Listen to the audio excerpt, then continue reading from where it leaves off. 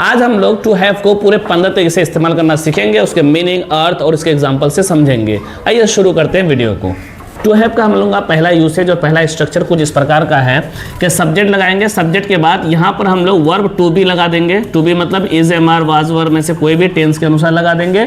उसके बाद having plus to plus V one. तो आपको यहाँ पे याद रखना है having plus to plus V one का इस्तेमाल हम लोग उस वक्त करते हैं जब कोई काम मजबूरी के तहत करना होता है, यानी कोई काम कर रहे हैं लेकिन आप खुशी खुशी नहीं कर रहे हैं बल्कि मजबूरी है। जैसे I am having to work late these days, कि मुझे आजकल देर तक काम करना पड़ रहा है। तो यहाँ ध्यान से देखेंगे ये काम करना पड़ रहा है। इसी तरीके से आप अपना एग्जाम्पल बना सकते हैं। जैसे आप बोल सकते हैं कि मुझे आजकल पढ़ना पड़ रहा है।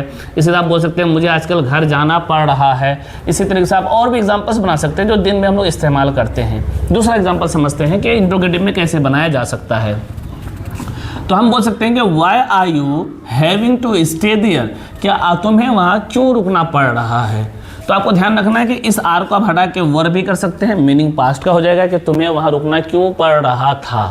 ठीक है, नेक्स्ट समझते हैं हम लोग। I am having to sell my old car, कि मुझे मजबूरी के तहत मजबूरी में अपनी पुरानी गाड़ी बेचनी पड़ रही है। He is having to walk this far every day, कि उसे रोज़ इतनी दूर पैदल जाना पड़ रहा है। अगर आपको समझ में आ गया हो तो इस एग्जाम्पल को ओरली बनाइए मेरे साथ कि उसे रोज़ सोना पड़ रहा है। बना लिए? चलिए फिर नेक्स्ट चलते हैं हम लोग। टू हैव का आज का हमारा दूसरा स्ट्रक्चर कुछ इस प्रकार के हैं कि सब्जेक्ट लगाएंगे, सब्जेक्ट के बाद हैव लगाएंगे। अब इस हैव पे आपको ध्यान रखना है कि अगर सब्जेक्ट सिंगुलर होगा तो हैज़ हो जाएगा, पास्ट बनाना हो तो हैड हो जाएगा, और अगर सब्जेक्ट प्लूरल होगा तो हैव ही रहेगा। उसके बाद आपको लगाना अब माइंड। माइंड के बाद आपको टू प्लस वर्ब की पहली फॉर्म लगानी है आपको। ठीक है, इसका मीनिंग क्या होगा, इसका अर्थ क्या होगा? तो इसका अर्थ होगा कि किसी काम को करने का इरादा या मन होना, यानी आपको कुछ करने का मन है, इरादा है, अभी किए नहीं है लेकिन करना चाहते हैं आप, आपकी ख्वाहिश है, आपकी इच्छा है, आप लाइक करते होंगे उस काम को करने में। तो ऐसे केस में आप इस स्ट्रक्चर को फॉलो करेंगे। सब आएगा I have a mind to buy new phone, कि मुझे नया फ़ोन खरीदने का इरादा है, या मेरा नया फ़ोन खरीदने का इरादा है या प्लानिंग है। तो जब इरादा है या प्लानिंग है की बात करते हैं, इंटेंशन दिखाना होता है, तो हम लोग subject plus have plus mind का इस्तेमाल करते हैं। जैसे she has a mind to start her own business, कि उसे अपना खुद का बिजनेस खड़ा करने का इरादा है। उसी तरीके से आप अगला बना सकते हैं कि I have a mind to go out today, कि मुझे या मेरा आज बाहर घूमने जाने का मन है या इरादा है। मन है या इरादा है, आप दोनों तरीके से बना सकते हैं। अगला हो जाएगा he has a mind to leave this job, कि उसका ये नौकरी छोड़ने का इरादा है या छोड़ने का मन है। इस तरीके से हमारा ये दूसरा स्ट्रक्चर कंप्लीट होता है। तो अब अगला एग्जांपल आप बनाएं कि मुझे घर जाने का इरादा है, क्या होगा आप बनाएं। टू हैव का तीसरा स्ट्रक्चर आपके सामने। आइए तो सब्जेक्ट लगाना है, सब्जेक्ट के साथ आपको हैव लगाना है। फिर से आपको ध्यान रखना है जब भी आप हैव लगाएंगे तो ये सिंगुलर और प्लूरल और टाइम का ध्यान रखेंगे। प्रेजेंट में हो तो आप सिंगुलर के साथ हैज़ लगाइएगा और पास्ट में हैड लगा दीजिएगा। ठीक है, उसके बाद ट्रबल या डिफ़िकल्टी में से कोई एक लगाइएगा और उसके बाद वर्ब की आईएनजी फॉर्म यानी फोर्थ फॉर्म आपको लगानी है। इससे क्या मीनिंग आएगा, क्या अर्थ आएगा? तो इसका मीनिंग सिंपल सा है कि जब हम कोई काम करने में परेशानी या दिक्कत का सामना करते हैं, यानी कोई काम करते हैं लेकिन उसमें हमें क्या हो रहा है, दुश्वारी हो रही है या परेशानी हो रही है, तो ऐसे केस पे हम इस स्ट्रक्चर का फॉलो करें। जैसे she had difficulty finding your house, meaning क्या होगा उसका मीनिंग हो जाएगा उसे आपका घर ढूंढने में दुश्वारी हुई थी। यहाँ हैड है, इसी वजह से मीनिंग हो जाएगा परेशानी हुई थी या दुश्वारी हुई थी। अगला एग्जांपल हो जाएगा आई am having trouble understanding this, कि मुझे ये समझने में परेशानी हो रही है। ध्यान रखिएगा अगर आईएनजी फॉर्म में चला जाएगा ये टेंस के हिसाब से तो हो रही थी, और अगर सिंपल में बनाएंगे तो हुई थी। जैसे यहाँ पर सिंपल पास्ट है तो हुई थी, और यहाँ पे हैविंग है आईएनजी फॉर्म है तो आईएनजी फॉर्म वाला मीनिंग लगाएंगे। बेसिक टेंस वाला है, ध्यान रखिएगा इसको। जैसे I have difficulty speaking English, मुझे इंग्लिश बोलने में दिक्कत होती है, दुश्वारी होती है। नेक्स्ट हो जाएगा I you having trouble solving this question, क्या आपको ये क्वेश्चन सॉल्व करने में, हल करने में दुश्वारी हो रही है। तो इसमें हमें क्या समझ में आया कि हम हैव लगाते हैं और हैव को टेंस के हिसाब से आप बदल सकते हैं, उसके बाद ट्रबल लगा के आईएनजी फॉर्म लगा देंगे।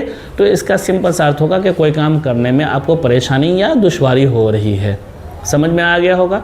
तो अब हम लोग का जो फेवरेट सेंटेंस होता है, जो हम बोलते हैं कि हमें इंग्लिश बोलने में दिक्कत हो रही है, तो आप इसको इंग्लिश में कैसे बनाएंगे ज़रा बना के देखिए, कमेंट बॉक्स में लिख दीजिए। अब तक 3 पढ़ लिए होंगे, मुझे लगता है मज़ा आ गया होगा आपको। मज़ा अगर आ रहा है तो प्लीज़ वीडियो को लाइक करना ना भूलें, शेयर करें और चैनल को सब्सक्राइब ज़रूर करें। तो आइए हम लोग चलते हैं अपना चौथा स्ट्रक्चर हमारा क्या है।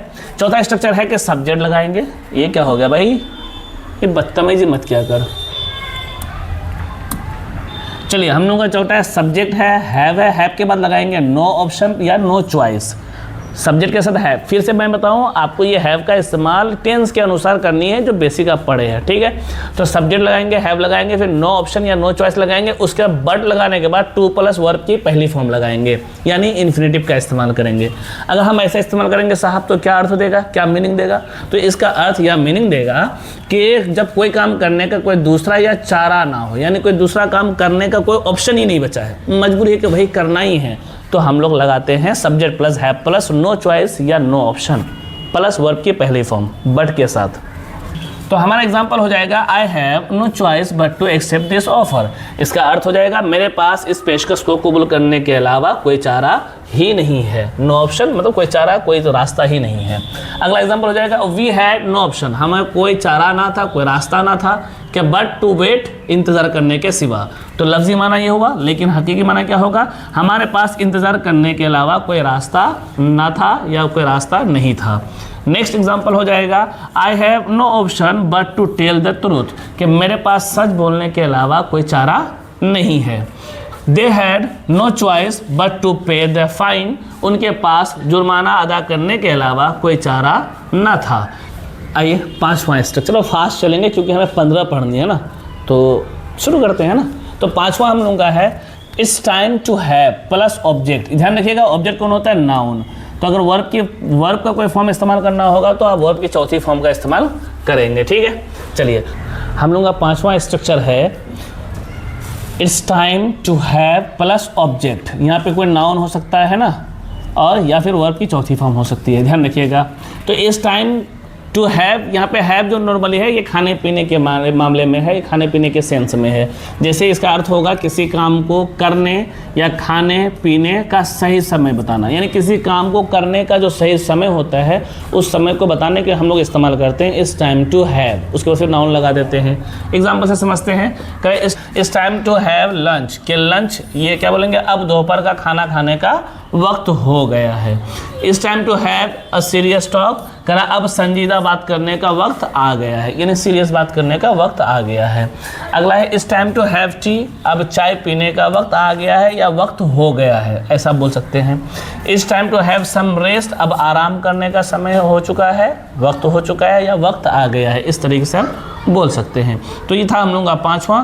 अब इस तरीके से आप अपना भी एग्जाम्पल बना सकते हैं, जैसे बोल सकते हैं कि अब वीडियो को लाइक करने का वक्त आ चुका है ना, तो कर दीजिए जल्दी से। नेक्स्ट, तो 5 अगर आपको समझ में आ गया तो छठा भी समझ में आ ही जाएगा, कौन सी बड़ी बात है इसमें, है ना। तो आइए शुरू करते हैं छठा। इसमें कहता है 6 में क्या कहता है कि सब्जेक्ट होगा, क्या होगा, सब्जेक्ट होगा, उसके बाद फिर हैव होगा, हैव के साथ आपको ऑब्जेक्ट लगाना है और ऑब्जेक्ट के साथ वर्ब की पहली फॉर्म लगानी है आपको, ठीक है। अब यहाँ पर जो ये हैव है, फिर से मैं बताऊँ, जहाँ जहाँ डायरेक्ट हैव लिखा हुआ है वहाँ पर आप सब्जेक्ट के अनुसार हैव, हैज़ और हैड में बदल देंगे। हैव और हैज़ प्रेजेंट में और हैड पास्ट में। हैव प्लूरल है और हैज़ सिंगुलर है और हैड वो दोनों है, वो सरकारी है ना। चलिए, इसका इस्तेमाल कब करते हैं स्ट्रक्चर का, तो कहते हैं किसी काम को किसी को कोई काम करने की जिम्मेदारी देना। यानी कभी कभी क्या होता है ना कि हम लोग अपना काम खुद नहीं करते हैं बल्कि अपना काम करने के लिए किसी और को बोल देते हैं। तो अपना काम करने के लिए या कोई भी काम करने के लिए किसी और को हम जिम्मेदारी सौंप देते हैं। तो इस टाइम पे हम लोग हैव के बाद फिर ऑब्जेक्ट लगाते हैं और ऑब्जेक्ट के बाद फिर वर्ब के पहली फॉर्म लगाते हैं। तो यहाँ पे कह रहा है कि I will have my assistant call you, कि मैं अपने असिस्टेंट से आपको कॉल करवा दूंगा, खुद करूंगा नहीं, मैं जाऊंगा असिस्टेंट को बोलूंगा और वो आपको कॉल कर देगा। The teacher had the students read the chapter, उस्ताद ने तलबा से, बच्चों से सबक, विद्यार्थियों से सबक पढ़वाया। तो शिक्षक ने छात्रों से चैप्टर पढ़वाया। टीचर ने खुद पढ़ा नहीं, वो किसी और से करवाया। तो जब भी कोई काम किसी और से करवाते हैं तो हम लोग have plus object plus verb की पहली फॉर्म का ही इस्तेमाल करते हैं। नेक्स्ट है I will have the plumber fix the tap, कि मैं प्लम्बर से नल ठीक करवा दूंगा। नेक्स्ट है the manager had me prepare the full report, कि मैनेजर ने मुझसे पूरी रिपोर्ट तैयार करवाई, खुद नहीं किया, मैनेजर ने करवाया। तो जब भी कोई काम किसी और से करवाते हैं तो इसके लिए हम लोग have plus object plus verb की पहली फॉर्म का इस्तेमाल करते हैं। तो आप भी मेरे वीडियो को किसी और से शेयर करवा दो प्लीज़, लाइक भी करवा दो, क्या नहीं, छोड़िए फिर मत कीजिए। नेक्स्ट है वुड हैव या कुड हैव या शुड हैव के साथ वर्ब के तीसरी फॉर्म का इस्तेमाल। इसका इस्तेमाल हम लोग कब करते हैं, जब हमें ये बताना हो कि हो सकता था या होना चाहिए था। वुड हैव कुड हैव में हो सकता था और शुड हैव का इस्तेमाल होता है होना चाहिए था। हुआ क्या? नहीं, ऑफकोर्स नहीं हुआ। अगर हुआ तो फिर ये बोलेगा ही क्यों। तो ये है अनरियलिस्टिक पास्ट के लिए हम लोग इसका इस्तेमाल करते हैं। ठीक है, एग्जाम्पल से समझते हैं हम लोग। जैसे you should have told me, इसका मीनिंग क्या है, तुम्हें मुझे बताना चाहिए था। बताया क्या? नहीं। अगर बता दिया होता तो ये सेंटेंस ही नहीं बोलते। नेक्स्ट है कि I could have done it, कि मैं ये कर सकता था। I could have done it, मैं ये कर सकता था। किया क्या? बिल्कुल भी नहीं किया, है ना। नेक्स्ट है you should have come on time, कि तुम्हें समय पर आना चाहिए था। शुड हैव रहेगा तो आना चाहिए, कोई काम करना चाहिए था, और कुड हैव रहेगा तो कर सकता था, ऐसा मीनिंग होगा। ठीक है, और वुड हैव में भी वही कर सकता था वाला मीनिंग आता है। जैसे I could have won the match, कि मैं मैच जीत सकता था, जीता नहीं। तो इन तीनों का इस्तेमाल यानी कुड हैव, वुड हैव और शुड हैव का इस्तेमाल हम लोग तब करते हैं जब कोई काम पास्ट में हुआ नहीं लेकिन होना चाहिए था या हो सकता था। अनरियलिस्टिक पास्ट के लिए इस्तेमाल करते हैं। हम लोग का 8वां स्ट्रक्चर है कुछ इस प्रकार का कि सब्जेक्ट लगाएंगे, फिर हैव लगा देंगे, हैव के साथ फूड या कोई ड्रिंक, फन, टाइम, ऐसे कोई भी ऑब्जेक्ट आता है। ठीक है, जो इंजॉय या इंटरटेनमेंट के लिए नाउन इस्तेमाल किया जाता है उसका इस्तेमाल करते हैं बेसिकली। इसका मीनिंग क्या है? इसका मीनिंग ये है कि खाना पीना, मज़ा करना या समय बिताने के लिए इस्तेमाल करते हैं। ठीक है, इसको ध्यान से समझिएगा। लेट्स हैव लंच टुगेदर, कि चलो साथ में लंच करते हैं या चलो साथ में खाना खाते हैं। हैव अ ग्रेट टाइम, अच्छा वक्त गुजारो, मज़ेदार वक्त गुजारो। नेक्स्ट है we had a lot of fun at the party yesterday, कि हमने कल पार्टी में बहुत मज़े किया, यानी कोई काम किया उसके लिए, है ना। Would you like to have a cup of coffee with me, क्या तुम मेरे साथ एक कप ऑफ कॉफ़ी यानी एक कप कॉफ़ी पीना चाहोगे। तो इस तरीके से इसका इस्तेमाल करते हैं, किसका? हैव का। लेकिन जब अच्छी इंग्लिश बोलने के साथ साथ आपको पढ़ाई भी करनी होती है और उसको प्रैक्टिस करनी होती है, और सिर्फ वीडियो देख लेते हैं और प्रैक्टिस ही नहीं करते हैं। तो आई एम श्योर कि अगर आप सिर्फ वीडियो देखेंगे और प्रैक्टिस नहीं करेंगे तो फिर आप नहीं बोल पाएंगे। तो उसके लिए आपको वीडियो देखने के साथ साथ प्रैक्टिस भी करनी होगी। तो प्लीज़ इसको ध्यान रखें। हमारा आज का 9वां स्ट्रक्चर है हैविंग के साथ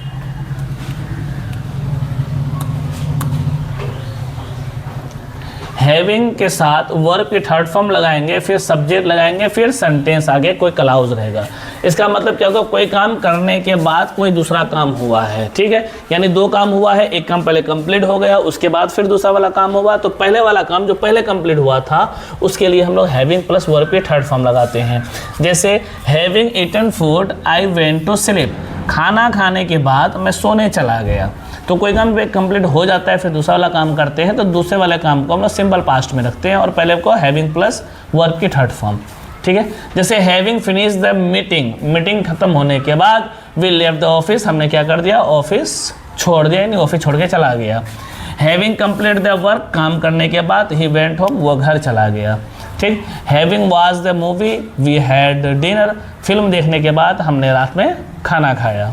ठीक है, तो इसको आप ध्यान से समझिएगा। इसका इस्तेमाल बहुत बार होता है, बहुत ज़्यादा हम लोग करते भी हैं कि हैविंग प्लस वर्ब की थर्ड फॉर्म लगाते हैं, उसके बाद आगे सिंपल पास्ट यानी सब्जेक्ट प्लस वर्ब की सेकंड फॉर्म का इस्तेमाल करते हैं। ठीक है, आइए अच्छा आज का हमारा 10वां स्ट्रक्चर। तो आज का हमारा 10वां स्ट्रक्चर कुछ इस प्रकार से है कि सब्जेक्ट लगाना है, सब्जेक्ट लगाने के साथ वही हैव या हैज़ लगा देना है, फिर ऑब्जेक्ट लगा देना है, वर्ब के थर्ड फॉर्म लगाना है जो कॉजेटिव वर्ब होगा। इसका इस्तेमाल कब करते हैं? तो किसी से कोई काम करवाना होता है तब करते हैं। ये वाली बात हमने पीछे भी पढ़ा है अभी।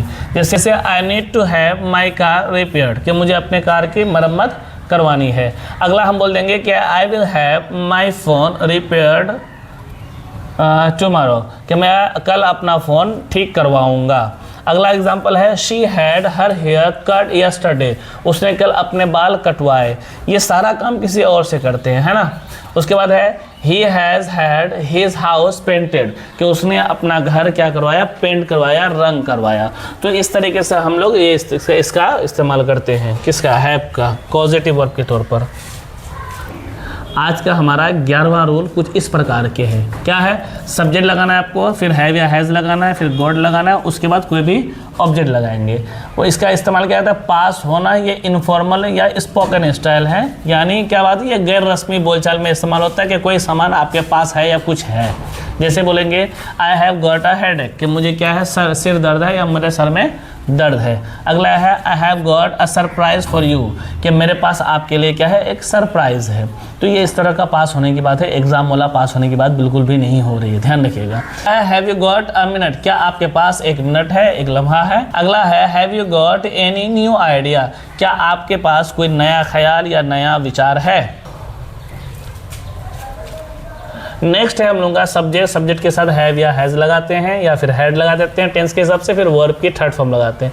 ये तो पता ही होगा आपको, प्रेजेंट परफेक्ट टेंस और पास्ट परफेक्ट टेंस, है ना।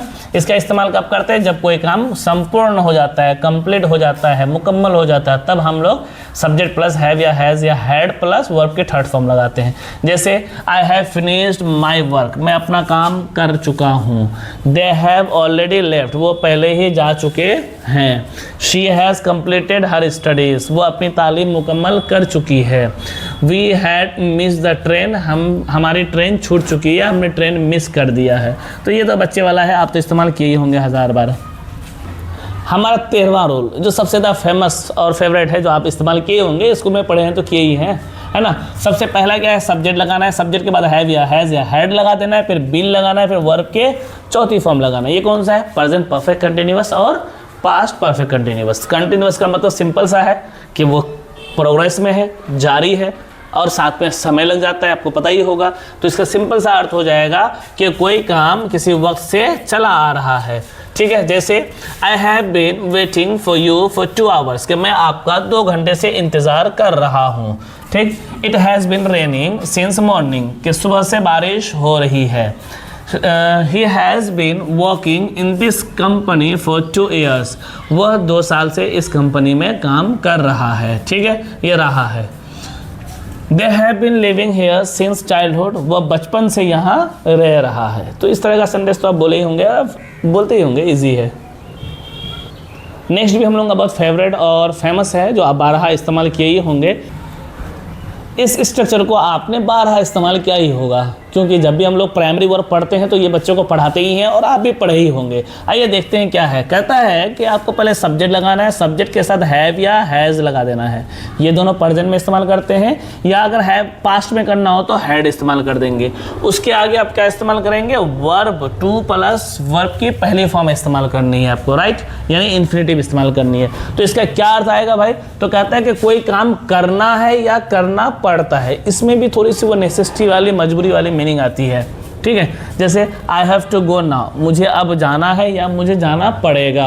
ही has to complete this today, उसे ये काम आज ही कंप्लीट करनी है या करनी पड़ेगी, ऐसा वाला। I have to wake up early tomorrow, मुझे कल जल्दी उठना है।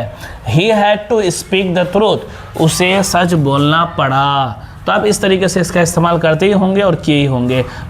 पहुंच गए हम लोग लास्ट स्टेज पे, बट लिस्ट नहीं है। एक ज़रूरी ऐलान ये है, अगर आपको इसका PDF चाहिए तो डिस्क्रिप्शन में या फिर कमेंट बॉक्स में पिन किया हुआ आपको मेरा व्हाट्सअप चैनल का लिंक मिल जाएगा, या फिर आप इस QR कोड को स्कैन करके आप मेरे व्हाट्सअप चैनल से जुड़ सकते हैं, और उसी व्हाट्सअप चैनल में आपको इसका पूरा PDF मिलेगा, और साथ में आने वाले सारे क्लासेस का PDF फ्री में आप हमारे व्हाट्सअप चैनल से डाउनलोड कर सकते हैं। तो आइए हम समझते हैं हमारा लास्ट को।